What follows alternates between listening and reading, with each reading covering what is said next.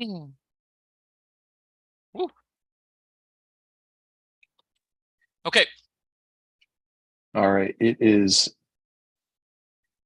thinking, party on, Wayne. basically. Okay. Party on, We Wayne. party on Garth. Okay. We are. Whoops. Wait. So you just went portrait mode. How the heck did that happen? There you There we go. go. Stand by for technical difficulties. Stand by for technical difficulties. Okay. We are live on YouTube.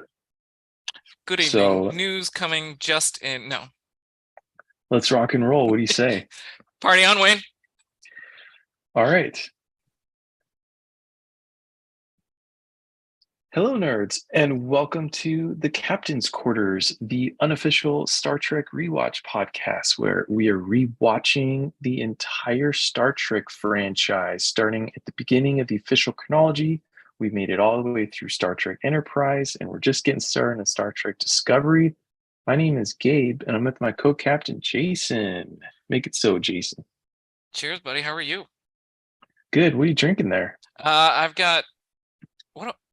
Oh, this is a lychee tea. So it's a Oh, lychee infused tea.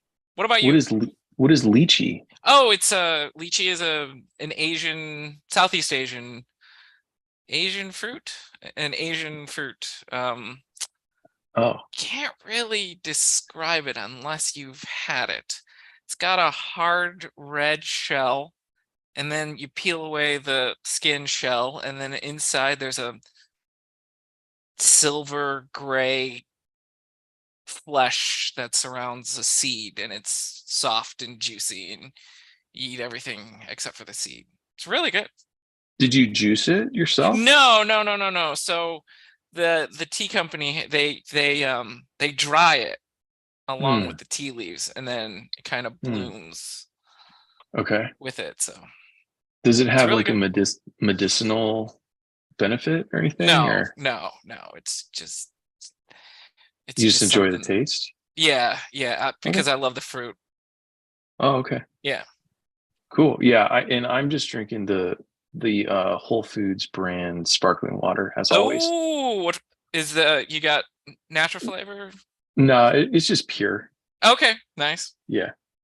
So, I drink a shocking amount of this stuff. If it ever comes out that there's like forever chemicals or something, I'm gonna be the first one down, man. I'll be The the only first one thing that dead. I can think of is that the acidity of the sparkling water is gonna eat away at your enamel on your teeth, but you got pearly whites, so it probably doesn't matter. Yeah, I've been blessed with very good enamel. Like I have no cavities. Oh, good. Um, Oh, awesome. yeah. So, anyway, hey, so today we're talking about Star Trek Discovery Season 1, Episode 5, called Choose Your Pain. Keeping the streak alive with interesting titles of these episodes. Can I just mention there's a character in this episode, and it's interesting. This is the first episode that it's not named after the character in the show. Huh. Okay. Yeah. Explain yourself. Say more about So this. to not give away too much, even though we're going to dive into it in just a second, Mhm. one of my favorite names, Harcourt. Okay. Harcourt Fenton Mudd. This is the first episode that we see Mr. Harry Mudd, and we don't have an episode that it's, because the episodes in the other series, it's usually I Mudd, Mudd's Women, Mudd's Passion, and this is not, clearly, because this is Choose Your Pain, not named after our favorite, one of our favorite swindler, scoundrel, caddish gentlemen. So Mud is a recurring character. Yeah, yeah. And this is, I guess, this is a backstory kind of precursor to who Harcourt Fenton Mudd is. And can I just say, if we ever if my significant other, better half, ever have a boy, I've always definitely wanted to push Harcourt. Wow. Harcourt. Yeah, Harcourt Fenton Mudd. My goodness. Hold on a second though. Okay, Yeah, go so ahead. in this episode, Harry Mudd is played by Rainn Wilson, Dwight from The Office, right? Oh, is that who that is?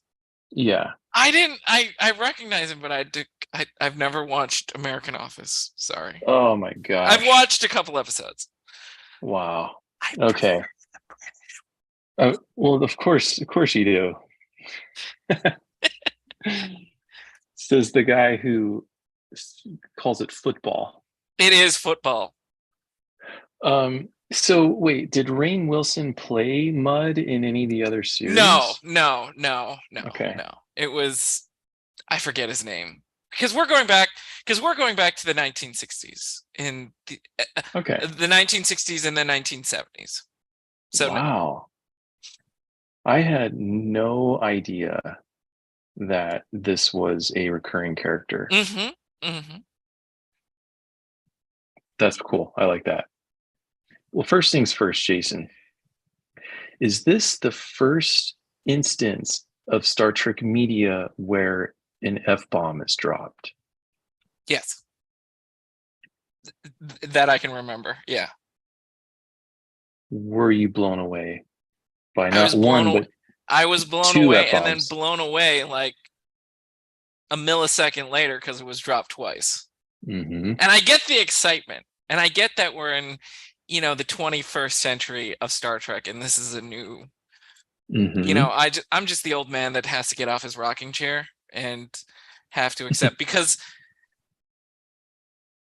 they do it in Picard.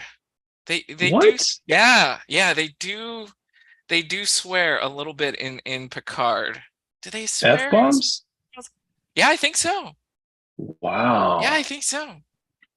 See, I am really surprised to hear that I know.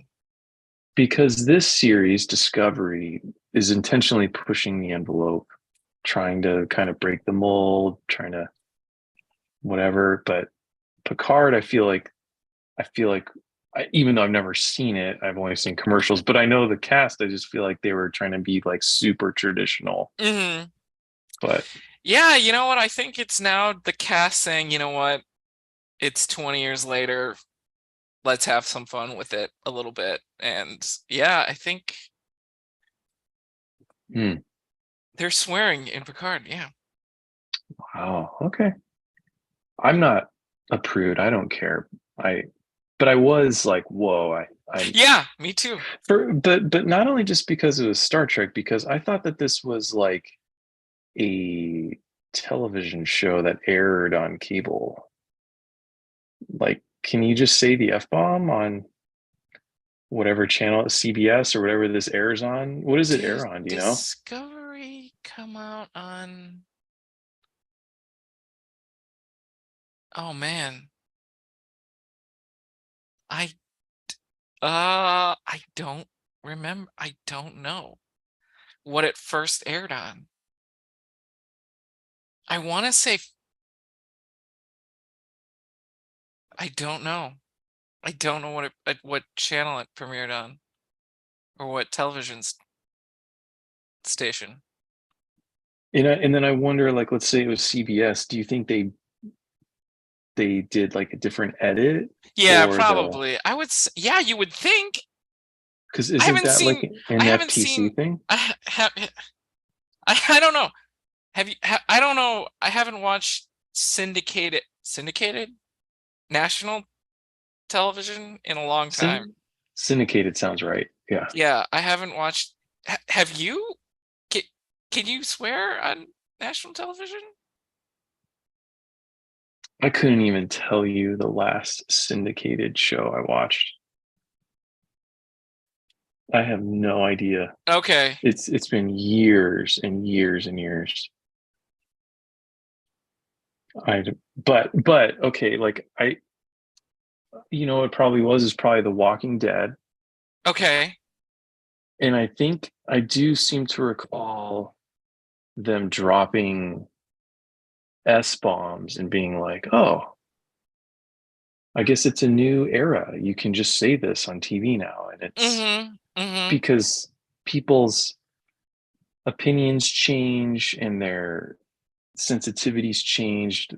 And I think they skew towards more vulgar. I don't think we get less vulgar uh, as a society. So I don't know. So I just did a quick Google search. It premiered on CBS. Okay. So Yeah. it must have So been bleeped out or a different edit or a something. That's different just edit. weird, Yeah, huh? something like that. Yeah, I don't know. Yeah. They George Well, Lucas it. oh no. Okay. So synopsis is that this season has been all about this spore drive and this tardigrade Tardigrade, yeah. animal that looks like one of those microscopic bear things, right? Mm-hmm.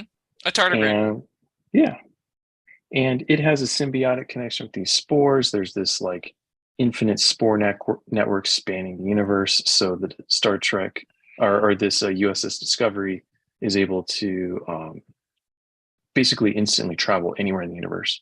So leading up to this episode, they've been perfecting it. They have perfected it, kind of. Uh, and it's made them a dominant player in this war. The Klingons have sort of figured this out. They end up kidnapping the captain, Captain Lorca. That's where Lorca meets Harry Mudd, is in the Klingon prison. Um, Lorca's arc in this episode is him and another Starfleet officer, Ash Tyler, and the dynamics with Harry Mudd and how they kind of escape that situation and end up getting into an escape pod. And then on the Discovery, they've been using this tardigrade to do this spore drive travel. But it turns out that the lead character Burnham has discovered that it's taxing the tardigrade to the point where it's basically going to die. Every time they jump, it goes through extreme distress. And what to make matters worse, they determine that it's sentient, but in charge of the Discovery uh, is the alien whose name starts with an S, Saru. Saru. Yeah. He's like, I don't care. We need to save Lorca. Put the beast at risk. And so, in a surprise twist, um, the main scientist who was working on spore technology, Stamets, is that his Yep. name? Lieutenant Stamets. Stamets, yeah, injects himself with like this like genome that so his body like mimics the tardigrade, and then he then becomes the symbiote with the spore drive, which enables them to jump, save Lorca, etc. But the interesting thing there was that sorry, I forgot the alien's name. Saru. Saru. Yep. Saru. Yep. Sa- Saru. Saru. Saru. Yep. Saru. Whatever. Saru. He Go with it, says, buddy. Just run with it. yeah, Saru. He says, I don't care that it's sentient. Yeah. We have a job to do. Yeah. But he later, after they've resolved everything, he tells Burnham, the beast is sentient, let it go. So Burnham and her roommate let go the tardigrade into space, and it appears to heal almost instantly when it's released. Mm-hmm. And then the final part of it is that Stamets is looking in a mirror at the end, And when he walks away from the mirror, there's still a version of him looking in the mirror. And Hmm. it's kind of indicating that perhaps his DNA has been now messed with to a degree that perhaps he's existing in multiple planes. Maybe he's like still kind of exists in this subspace where this spore network is. So that was it.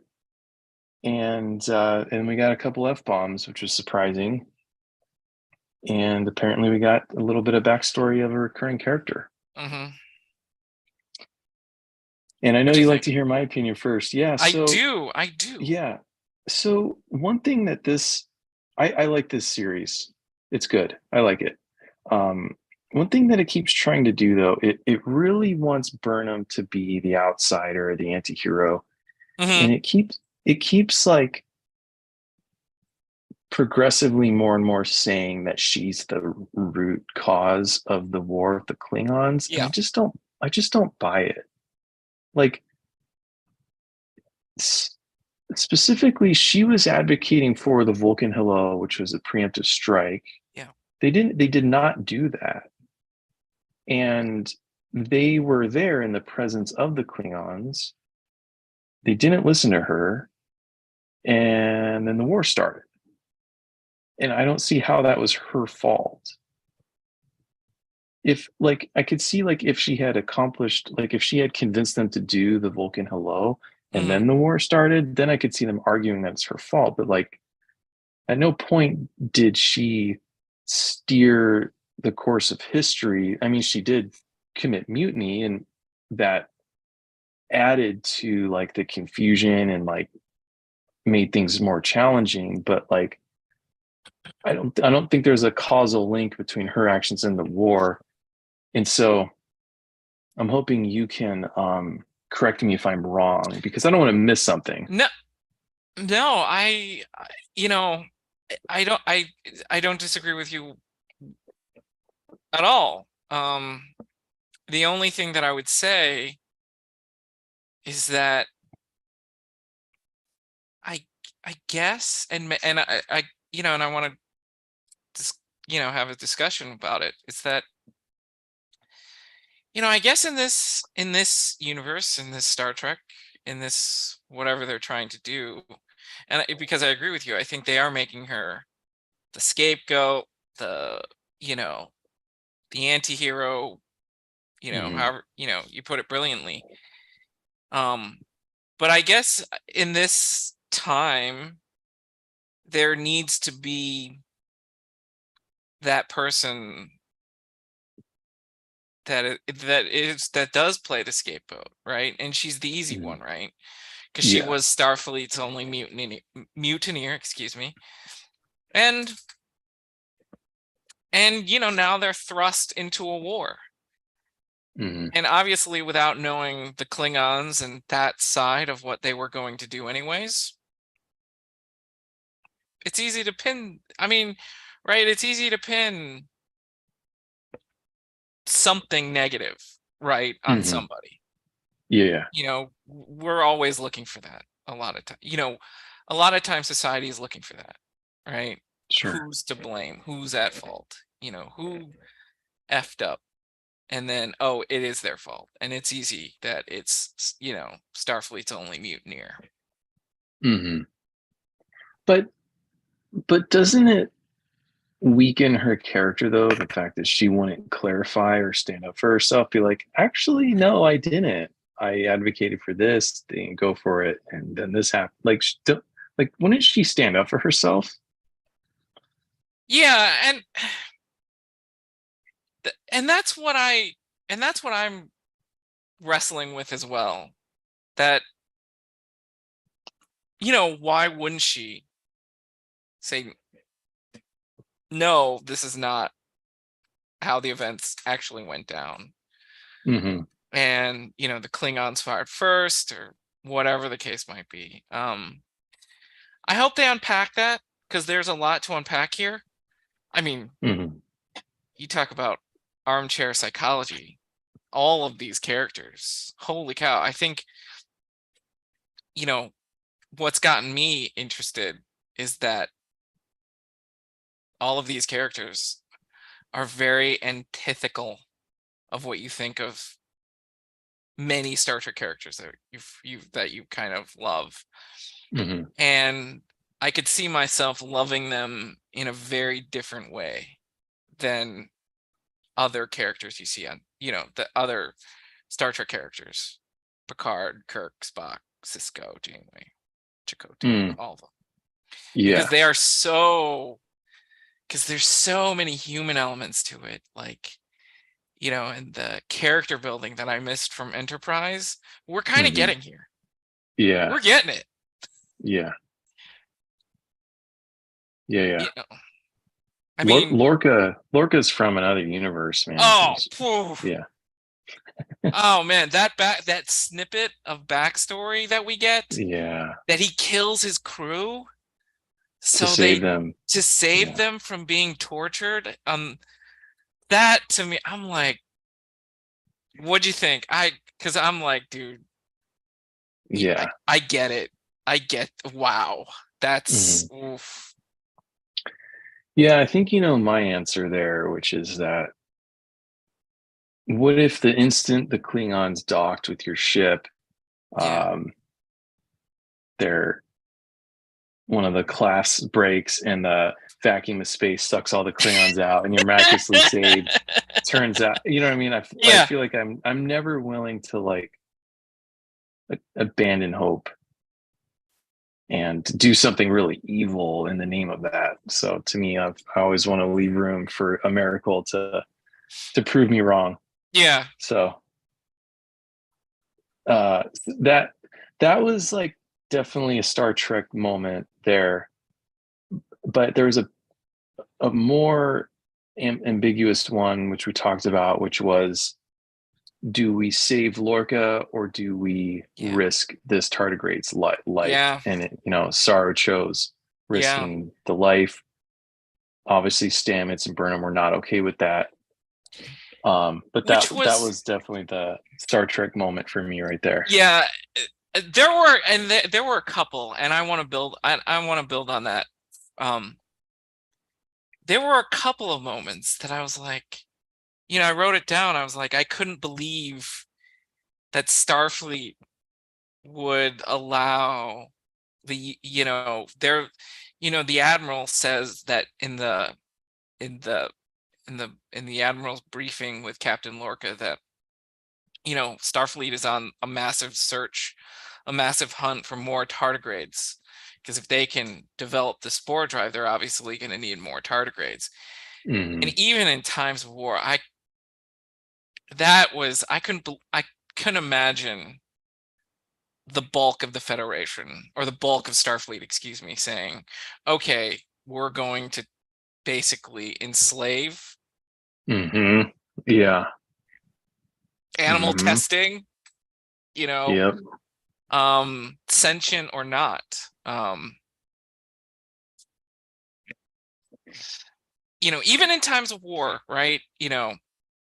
Inter arma silent legis, or whatever that expression is, you know, in times of war, Hmm. uh, the innocent fall silent, or however that expression goes. Um, I forget. It's a Star Trek Voyager, it's a Star Trek Deep Space Nine episode, but it plays well here, and I totally botched it, but Hmm. to that degree, yeah, I couldn't. Okay. Yeah, I couldn't imagine Yeah. Starfleet, let alone Saru. Right. Even Exactly. though, but the thing is, though, at the same time, right? He's trying to save his captain, and Yeah. Yeah. That's the thing. He's very like adherent to chain of command. That's like sacred to him, and that's one of the big problems he has with Burnham is her inability to like listen to direct orders and like he's the opposite of that.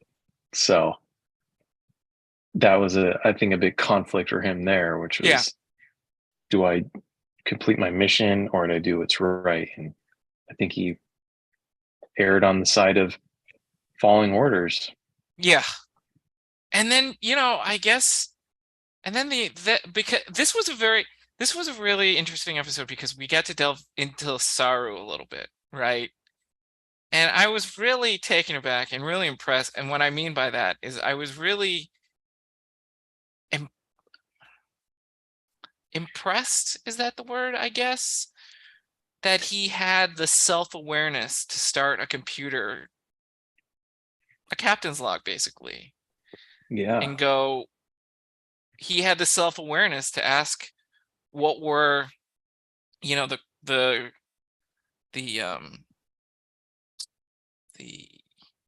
Couple I Easter guess, eggs there. yeah, a little bit of the, like, the traits and qualities of what makes a good captain. And the Easter egg Hmm. you're talking about, the list of names: Robert April, Yeah. Jonathan Archer, Matt Decker, Pike was there Philippa too. Georgiou, yeah, Captain Christopher White, yeah. And so I Who's was like, wow, who's April? Captain Robert April is the first captain of the Enterprise before Pike. What? Yeah, before Pike, before Kirk.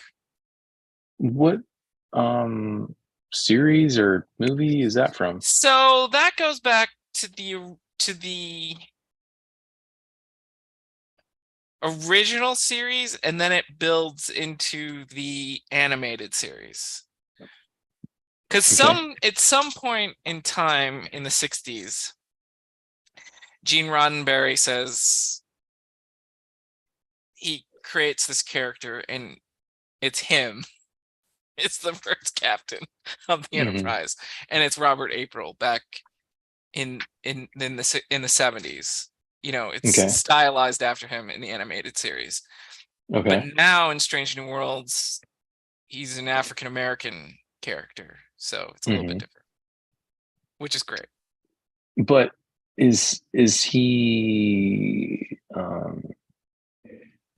like a contemporary of Saru, No, or no, are no, no. He precedes Christopher Pike as captain of the Enterprise. He's hmm, the first captain of the Enterprise. The first, okay, obviously not the NX-01 because that's Jonathan Archer, but the hmm. NCC 1701 Constitution class Starship Enterprise is the first captain. He's the first captain. Okay, but is Strange New Worlds for sure chronologically after Discovery? Yes, Okay. yes, And yet this character, Saru, references as one of the greats. So was yes. it purely an Easter egg? It was like non-canon Easter egg or something? So I think in this, so April even before Pike, so Hmm. canon, but also Easter egg. Yeah. So we know that April was the first captain of the Enterprise, and then Christopher Pike. But chronologically, because Saru is quoting this person as one of the greats, Yeah. but he hasn't happened yet. He hasn't. The He Enterprise has. No, he has. That's what I'm saying. chronologically. So okay, so chronologically, Hmm. so it's April on the Enterprise. Hmm. In the middle, I wish I was Doc Brown and I had the little timeline Hmm. thing. Yeah. So in the middle, it's Saru, Discovery, Yeah. and Joe, whatever. At the Okay. same time, it's Christopher Pike.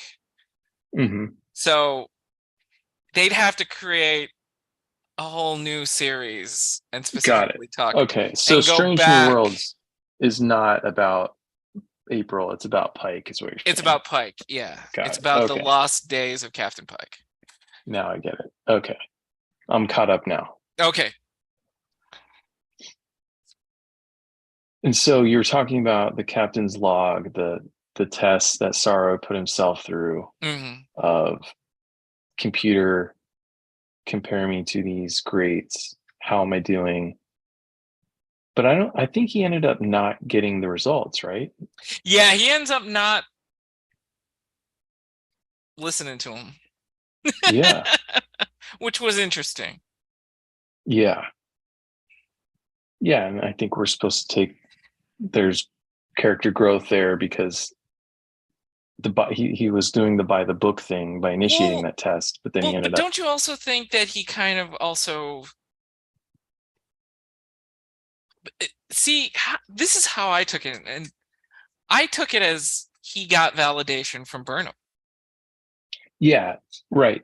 He did, but like and that was good enough. his right, but before Sorrow 1.0, that wouldn't have been good enough. He would have needed Right.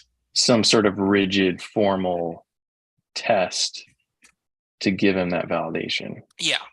But he's kind of like following his heart a little bit more now Yeah. instead of his head, I Yeah. guess. I guess. I Yeah. can't wait to hear more. Okay. Um, I thought the whole Klingon arc was cool. The prison. I did not like how with Lorel Mm-hmm. in the last episode, I thought they were establishing a love interest of Vok. Uh, and I thought she was going to be, man, I thought she could have ended up being the main antagonist of the whole Mm-hmm. show. Mm-hmm. I thought maybe she was like Vok was the king and she was the queen, and then she would end up like being like Daenerys from Game of Thrones or something. Yeah. And they did a pretty quick about face in this one, and she was very different in this episode already, and done for. Uh, She didn't die. what happened to her? So She gets so shot basically, in the head, right? no. She gets shot. It's like Lorca glances her head. basically fires a phaser or a Yeah. disruptor at the beam, and it ricochets, and it just Yeah. burns her face a bit. Okay. But okay. So yeah, she doesn't die, but she doesn't seem to have like where's Vok in all this? I have no And idea. so like she seemed to be like pretty devoted to him, but Were now she's you were this you disappointed that she's got a boy toy in Ash Tyler? yeah, that's what I'm saying. Like that the boy toy thing that was very counter to the Laurel we met, who was like Vox, Mm-hmm. like Mm-hmm. confidant or whatever. Yeah. It was just I don't know. So I was a little disappointed in that, It was but interesting. I was like, okay, all right, cool. Way to wield your power there and, satiate your needs with a human, weakling human. yeah, Yeah. it was a very different version of her than the last Yeah. episode. Yeah. And She not she seemed incredibly, and to your point, not incredibly honorable to, yeah. Well, like I felt like she was kind of a like one of the more moral characters of the last episode, but now she's just like this like crazed Klingon warlord now. It's just weird. I don't know. I didn't really get it. Seemed like it should have just been a different Klingon, yeah. but other than that, enjoyed it very much. Love Saru's um, admission to Burnham about how he's just like hurt by her, that he's not like out to get her, he's not treating her unfairly, he's just like angry with her for what she did, and how because he actually like really liked Captain Giorgio Mm-hmm. and what Burnham did, he like blames her for Giorgio's death, but then also just says like he's envious that she got to work alongside Giorgio, and that he had been banking on Burnham kind of ascending through the ranks and being her own captain, and thus opening up a roster spot that he was planning on taking. So he's just really hurt by all that, and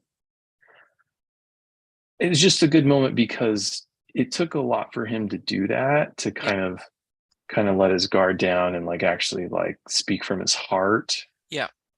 And because I think before he just took any opportunity that he could to like assassinate her character, Yes.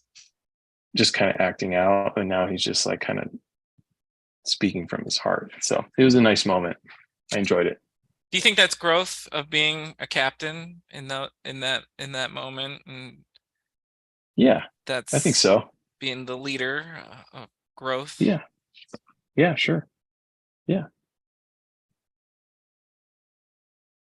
So I don't know. What do you think, man? I really like this episode, and I want to point out a couple of moments that really stood out to me.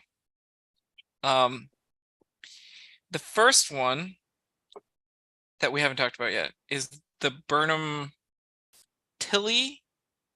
There, Okay. there is a discussion in the mess, I guess, in the officers' mess, Hmm. and you know, it's and Burnham to the effect of, "It's not you, it's me," right? Until he goes, "Oh, it's glad it's because it's usually me, but I'm glad it's not." And Burnham opens up to her and says, "I've got a lot of time on my hands, and I get to dwell and think about, her actions and, basically, she's this, I don't know if it's workaholic or if it's the Vulcan training or both, that now that she's not super busy, she has time to think about, the tardigrade and how the spore drive is having an impact on it, and et cetera, et cetera. And it's kind of, you know, she's kind of empathizing with it, and that ties back to the beginning scene where it's the tardigrade and she feels its pain, right, in that dream sequence. Hmm. And it was really, really interesting to see that she drowns herself in work Hmm. in order to not tackle or to not confront her feelings or not confront her her thoughts and her emotions. And that was really interesting. I was like, wow, the workaholic, you know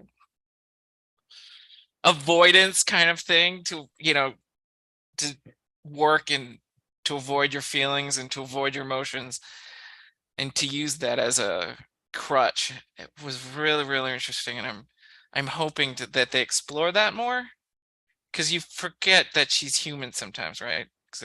Yeah. Yeah, and so she She doesn't she doesn't she confront her definitely feelings all the time. no, no. Yeah, she definitely plays that like kind of mystic role. Like she's so good at what she does. She's almost magical. Yeah, So yeah, for her to reflect on that, yeah, that is interesting for sure.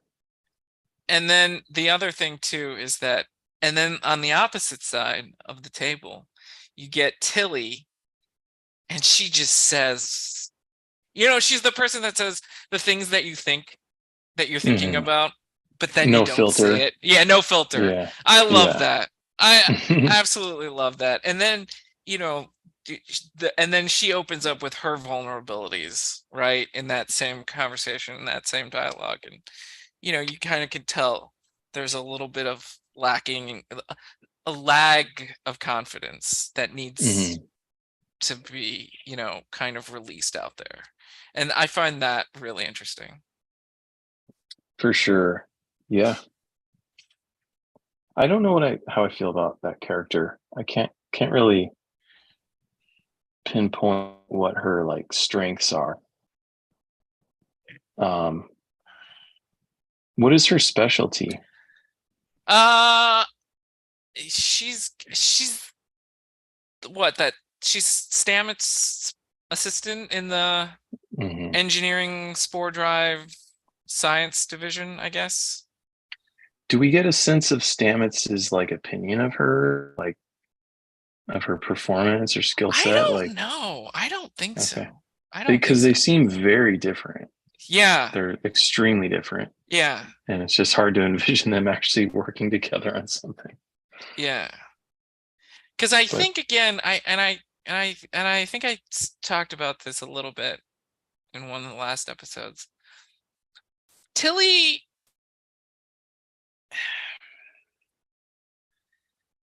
yeah, I'm curious if the writers wrote her with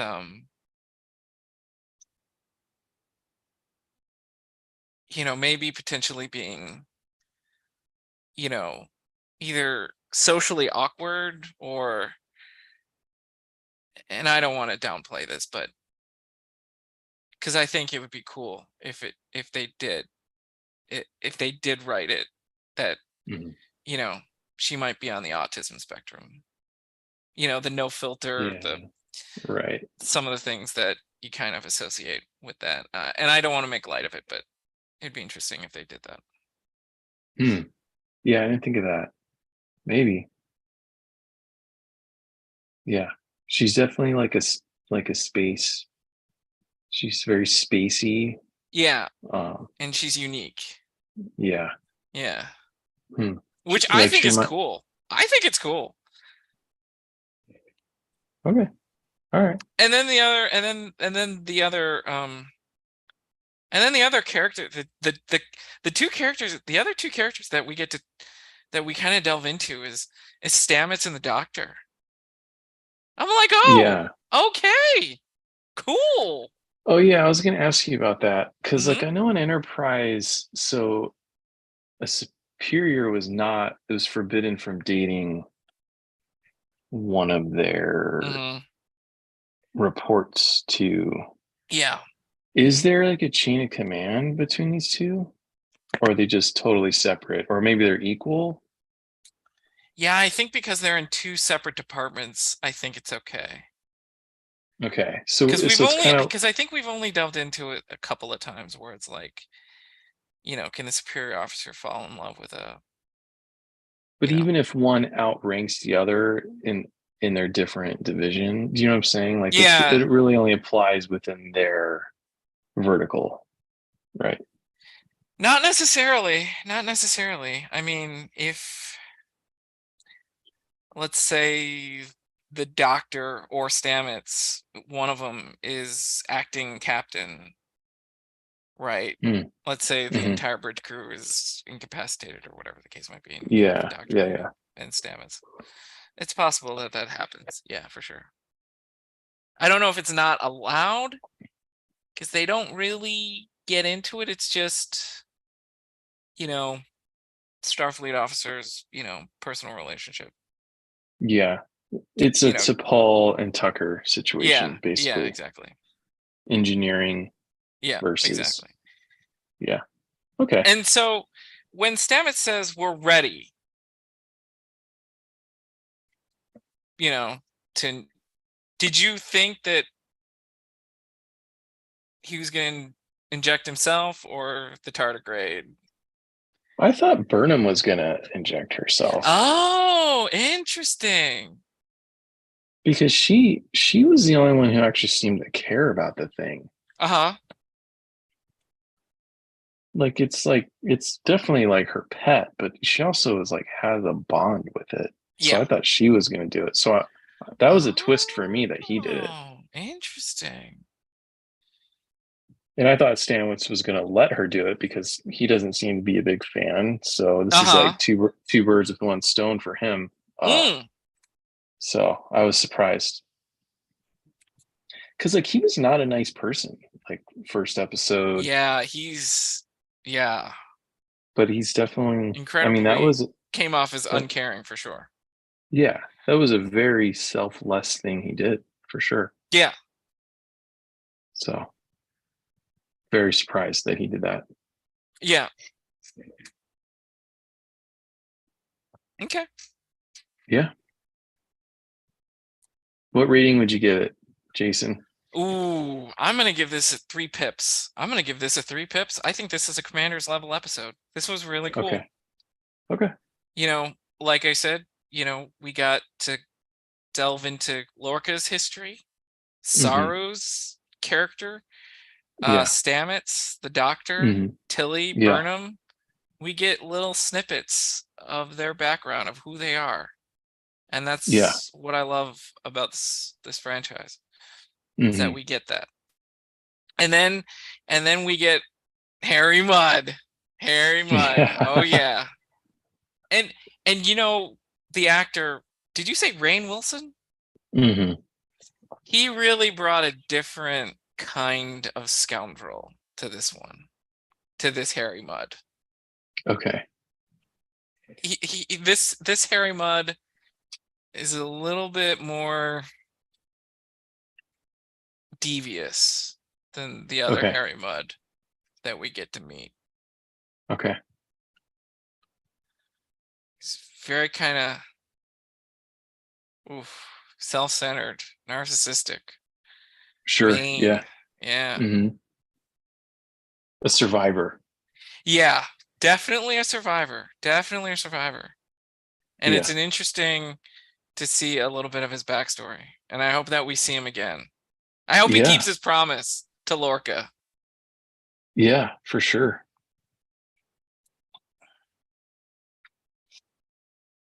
Um, all right. Anything else with this one? Uh, what was I gonna? Oh, yeah, the other thing, I can't wait to see what Lorca says about what happens to Burnham and or Saru or whomever. Lorca comes back and says, where's the tardigrade? Right. Yeah. And then Yeah. I think, and then to go back to your other thing that you talked about briefly, I do think Stamets, part of him is still in the mycelial network. I do. Oh yeah. Yeah. Yep. Completely agree with you on that one.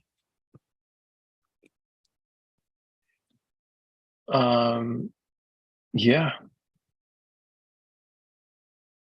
At the beginning of this episode, was it a dream sequence where Mm-hmm, Burnham saw mm-hmm, mm-hmm. herself in the cage? Yeah, yeah. But do you think there was some truth to that like part of her is in the tardigrade? Probably. I thought Yeah. I thought they were gonna do like a mind meld thing where Yeah. I thought they were gonna call back to the mind melding of like Can she that do thing. that?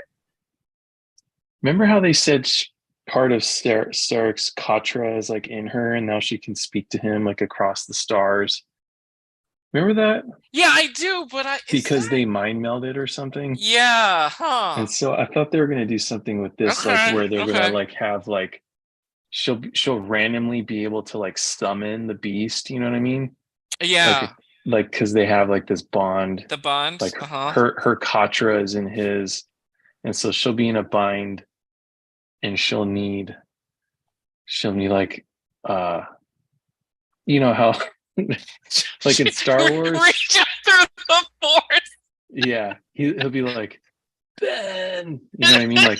Like she'll be like on her last breath, will be like tardigrade, and then it'll like it'll teleport across the universe and it'll come save her, and she'll like ride it or something. Ripper is Anakin Skywalker at the end of Yeah, Ahsoka, exactly. kind of watching Yeah, over her a little bit. Yeah. yeah. Anyway, it's all good. Speaking of Star Wars, Yes, sir. Ahsoka season 1 has wrapped Yes. with to me an underwhelming episode. And spoiler alerts. Underwhelming. Yeah, spoiler Oh alerts. no. If you haven't seen Ahsoka, go ahead and turn this off Oh now. no. Underwhelming. Yeah, I don't know. Like anyone can use the Force. Um, Whoa, whoa, whoa. Ooh, wait, whoa, whoa, whoa, whoa. What do you mean? What? Sabine can just use the Force just like any old Jedi now, and She's a Jedi uh, though. but she wasn't. She was never selected. We've always had Jedi who were selected because they showed an aptitude for the Force. Sabine Mm-hmm, never mm-hmm, did. She mm-hmm, just mm-hmm. was like, "Hey, let's see if we can make a Jedi out of anybody." And turns out you can. And turns out it's an extremely powerful one. And it's kind of like the Last Jedi at the end when the kid like Right, grabs right, the right, right, the right. Force, The force the with the broom mop, with the or broom, the yeah. broom of the Force, and it's the whole idea is that like anybody is a Jedi and I everyone thought in one of is the a Rebels Skywalker. episodes, I thought one of the Rebel episodes, we did find out that she does have force abilities. And that's why Ahsoka takes her as an apprentice. No? Am I not remembering that correctly? You could be right. I just remember she had the dark saber. She needed to learn how to use it, and who better to teach you than a Jedi Hmm. how to use a lightsaber? So that's all I remember. I don't know. Okay. Again, I didn't really pay attention to that show as much as I wanted to. Okay. It was Because just my too many memory, episodes. because I think my memory says Ahsoka wouldn't have trained her if she didn't have some Force abilities. Hmm.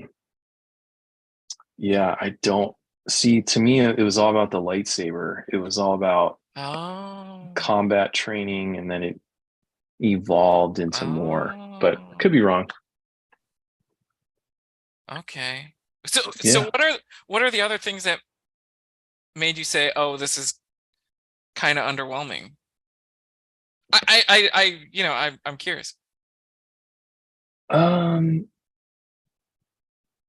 I don't know. It just like it didn't have any of like the payoffs that I thought maybe I was hinting at that it was hinting at. Um, I They had just thought so you wanted them to come back to the galaxy sooner. I don't know what I wanted. It just Oh, seemed okay. to be leading towards something big. And I don't necessarily know if they're just like gotta see season two or gotta see the movie or whatever, or if that was just misdirection. Like even like Balin's big quest. I mean, it has something to do with the Mortis gods, we know, because he was Mm-hmm. standing on the big statue of the father. And Mm-hmm. but like the father's dead and the son is dead. And But what what does the statue have to do with it's just a statue? but Like, did you is it a notice that force it's wielding missing statue? the oh boy, I'm gonna butcher the name. Absaloth? That woman, the woman with the the endless teeth thing, right? No, no, I don't know what you're talking about. Really? Oh, Yeah. okay. So, oh boy, I'm gonna sound like a complete idiot because I don't remember. Are you talking about the mother or something? Yeah, Or the daughter, I mean, the yeah, daughter? yeah, the daughter.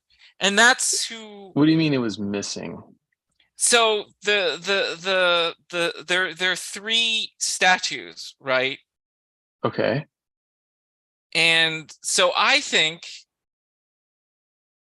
you see the father, right? Mortis, Okay. right? Yeah. And then you see the missing part of the son.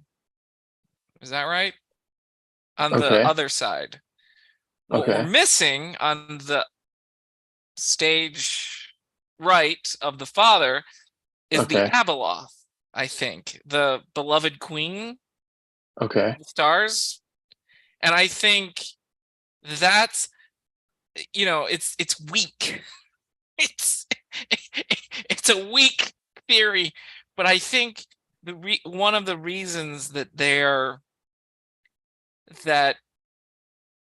Ahsoka and Sabine are still trapped in that galaxy is that Hmm. we're going to see the return of the Abeloth, and I think that's what Balin's skull is feeling. Okay. That's all I got. Okay. All right. Um, well, this place obviously has a deep connection with the Mortis gods. And so I wonder if Anakin actually became the father like the father wanted Anakin to be Oh, posthumously, but I interesting. can't see why that would stop anything, him Right. being dead. If anything, that might strengthen it. That was all I could think because we saw Anakin at the end. He's obviously there as a ghost watching over Ahsoka, but maybe he like lives there now. Maybe he is the father. Oh, interesting.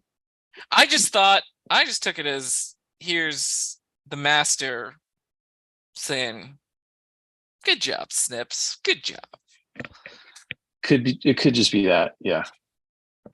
But I was thinking like maybe the reason why when we saw Anakin before he was like oscillating between good and bad. Like maybe he's the son and the father, and he's like trying to maintain the balance, and he's being Yeah, ripped in two directions. yeah. Interesting. I don't know. And maybe somehow Balin knows this, and he's trying to tap into it somehow, or I don't know. But we have no clue. It could be nothing. It could It could be. be It could be. It could be. It could be.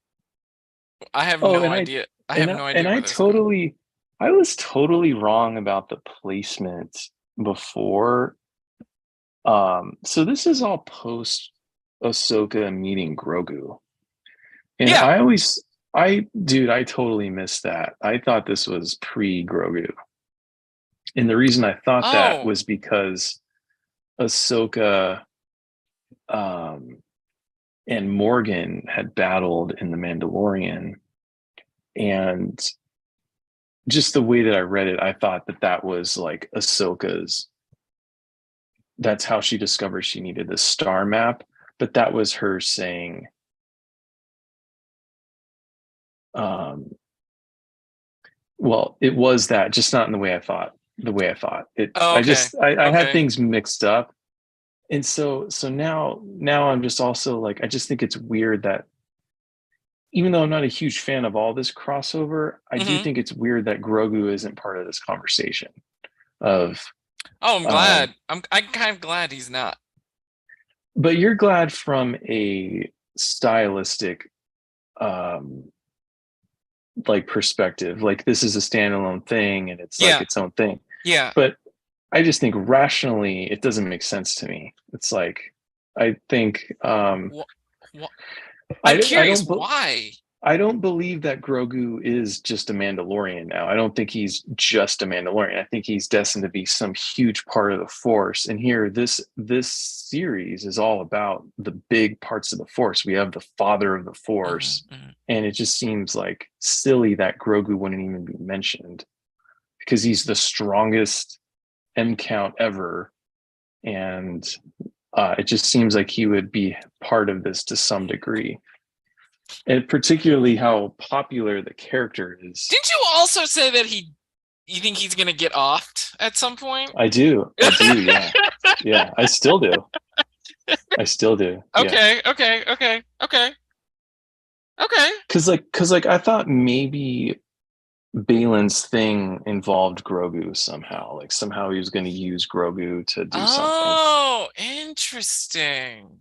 Yeah, Huh. Did not think about that. The I mean, the only thing for me was like, oh, like the only, and I saw it like after it ended, and you go online and people are talking, obviously. Um, that the Abeloth, the bringer of chaos, okay, she, like that's who Valen's goal. And can I just say, boy, however they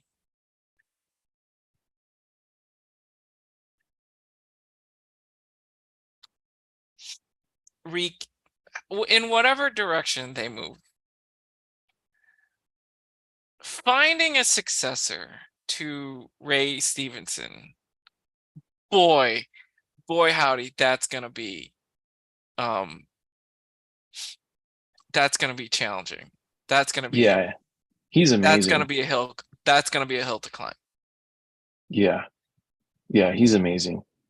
Yeah. I mean, I'm like, wow, that British, Irish, sorry, I think he was Irish, so I'm not gonna say British. That Irish understatedness to his acting. Boy, Mm, oof. That's gonna yeah, be a hard that's gonna be a hard nut to crack, yeah, to find a yeah. successor to him. Hmm. Agreed. And I do wonder if they're going to keep the character and put a mask on him or something. Yeah, I hope they don't Grand Moff Tarkin him. Uh, yeah, yeah, yeah. but I hope they do it in a respectful way. Yeah. Who knows? Grand Moff Tarkin.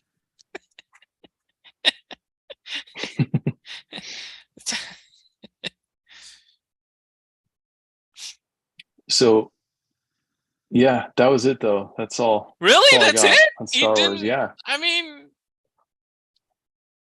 because they haven't, because it's interesting that they haven't announced, I mean, to my knowledge, unless one of the new things is something that they're going to be in and it's not called Ahsoka, right? Like one of the movies or the television show, another television show, a television show, another, Disney Plus streaming.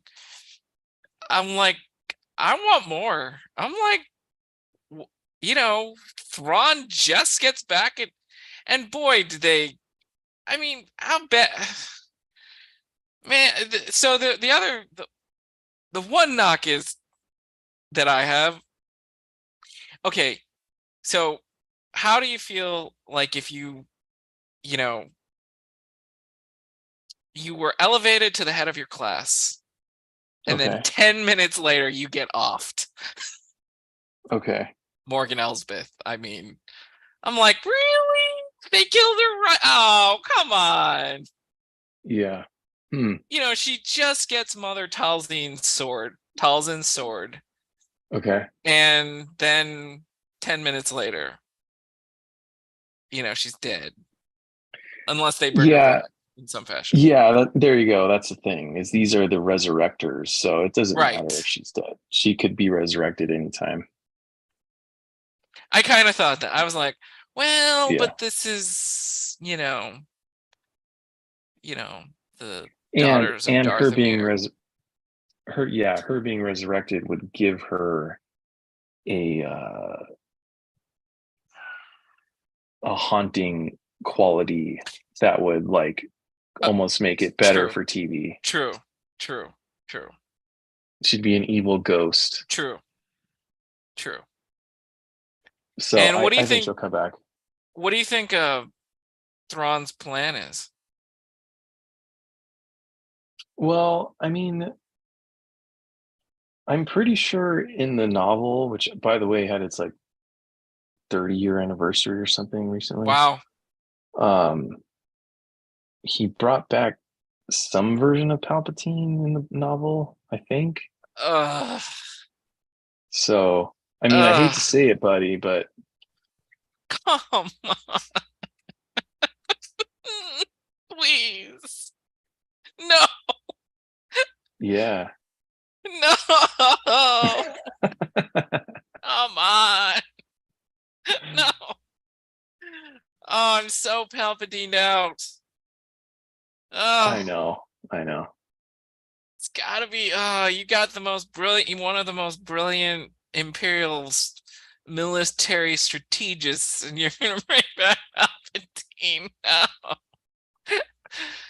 Yeah, but that's what's interesting about him is that you don't know what they would do in a power vacuum. Like, because even he's obviously obsessed with excellence, Mm-hmm. but what does he do in the absence of someone to be excellent for? Like, he's Himself. the right hand man. But yeah, has he shown any desire to supplant Palpatine? Like every time we saw him before, there was an emperor, Mm. and so and he never seemed to like. He was like the antithesis of like double crossing the emperor. You think he's the guy behind the guy, not Yeah, wanting to be the guy? yeah. I don't recall him ever showing that he like thought he should be the emperor or something. It was always like he wanted to be the perfect strategist for the emperor and wanted. Interesting. Did Interesting. you think the opposite or something So, different? no, I don't think the opposite at all, but I think in a power vacuum, because this is kind of factional, right? Hmm. The Empire is splintered and it's, I think even more dangerous because they're cells, basically. They can be terrorist cells. The remnants of the empire, whatever you want to call it. I think it makes him Okay. more dangerous, and I think he could thrive in this kind of situation. For Leading his for own, himself? yeah, leading his Okay. own splintered cell Okay. of whatever is left of the empire. Because how many times does he say, the empire forever, whatever expression that was? So I got to ask you, are they rewriting? Are they writing out the sequels? No, I don't think Oh, so. okay. Yeah, So you do think this is going to follow, and we're going to end up with, you know, Last Jedi, Force Awakens. We're going I down do. that path. Okay. Yeah, I do. Okay. Uh, and then so I also was Googling Heir to the Empire. I don't think I was right. I don't think Palpatine has anything to do with it. Yeah, I I know definitely heard that Dave though. Filoni can go in his own direction, obviously. So, you know, but but to your point, he kind of has followed some of the original Thrawn things, right? Yeah, okay, so in the expanded universe works, Dark Empire, that is where Palpatine is like cloned. Oh, okay. Yeah. So different story altogether. Okay. Okay. Whew. Oh, Yeah. So no, yeah, please I think don't so bring. because someone had also said that he wanted to do a movie of the novel or some version of the novel, Heir to the Filoni Empire. did. Yeah. Oh, okay. Okay. Because I saw an interview briefly that he's trying to incorporate a lot of the original, you know, characteristics, traits, or whatever to Thrawn when it made sense and if it made sense. And from that, I was like, oh, he's trying to respect the original creator of Grand Admiral Thrawn. Blah, blah, blah, blah. Yeah, the only thing I know about that is that in the behind the scenes of Rebels, Filoni was talking about the role of the expanded universe these days back Uh-huh. then. And he Mm-hmm, was mm-hmm. saying what we do is like sometimes we have a character idea and we like look to the expanded universe, like in the case of Rebels, they built this like brilliant strategist, and they're like, well, we already have one of those. We have Thrawn, so let's just like instead of making a new A character, new let's just character, take yeah. Thrawn. Mm-hmm. Yeah, let's just use Thrawn. Cool. But that's the extent of my knowledge there. So, Okay. Hmm. as far as Filoni's, whatever he's doing with other other stuff besides his own works, I don't know. So,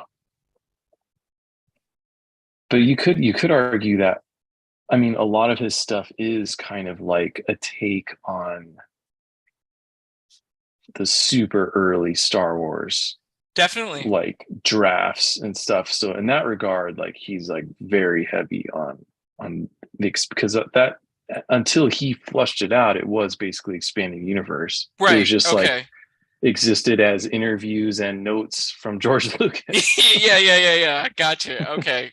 Oh, cool. Okay, cool. Because I know Disney said no to the expanded universe, and it's interesting to see now that's like, Filoni is, "No, we are going to use some of it." Yeah, yeah. So, It's a great character though, for season sure. 2 or a movie? How would you like to see this, Mm, or a season 2 move into a larger movie? I Or I multiple I seasons, maybe don't. 3 seasons, four I hope seasons. it's just. Yeah, I hope it's just seasons. Don't. I don't want to hear everybody's griping movies. It won't do well financially. Um, Too specific. I mean, there's how people quote to like build a movie off of that. Mm-hmm. Um, I think that sentiment would still be there. And with movies, you have to go gangbusters to make it worth it. You're going to spend $2 million or whatever. You're going to need it to make 700 million. Yeah. Yeah. I don't think that it's movie. So I think it was like the worst performing at the Yeah. sentiment was like, whoa, we're Yeah. bomb here. Yeah. Yeah, I think you're right.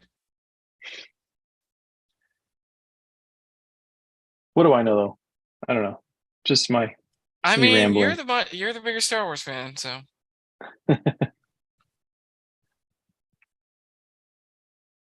All right. Yeah. Okay. So what about you? Movie or season two?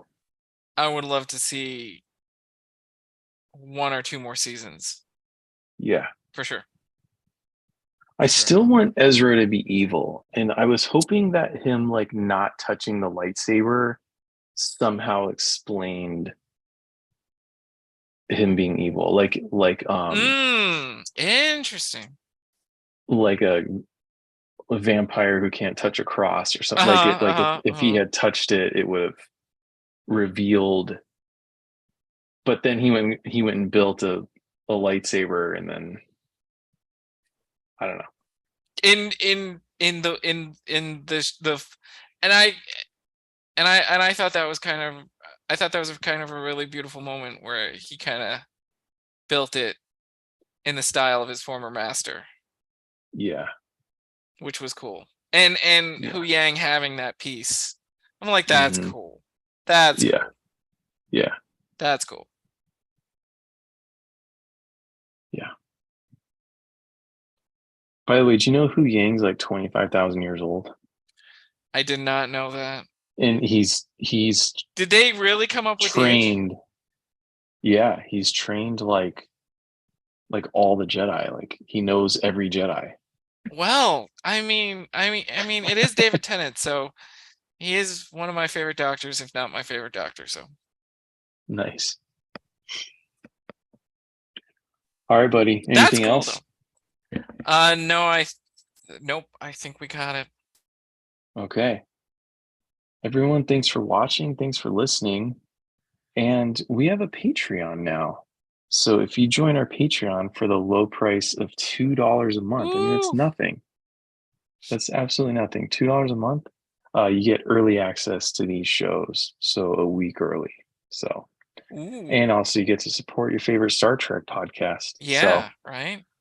check it out. The link is in our X profile, and follow us on all the podcast platforms and subscribe to us on YouTube. And we appreciate it. Jason, it's been a pleasure Thank you so as much, buddy. always. As always, Yeah. And until next time, live love long, being in the ready prosper. room. Ah, captain's quarters. Gonna have to edit that out.